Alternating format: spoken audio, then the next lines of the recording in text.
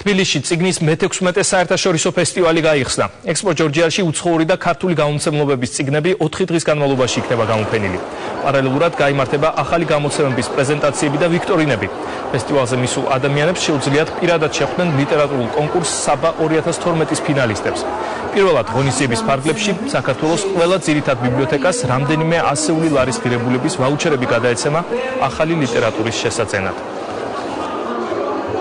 მინდა ყველას მოუწოდო გამოიყენოს ეს 4 დღე, მოვიდეს აქ, შეიძინოს ახალი წიგნები, გაესაუბროს მწერლებს, დაათვალიეროს ახალი გამოცემები. წელსაც გაკურსულა კავრის გამომცემლობა თბილისის წიგნის ფესტივალზე საავტორო სტენდის წარსდგა, რომლის დამთვალიერებითაც შეიძლება ჩვენი ახალი გამოცემები დიდი ფასდაკლებით შეიძინონ, მოქმედებს ასევე ფასდაკლება ზუმის წევრებისთვის.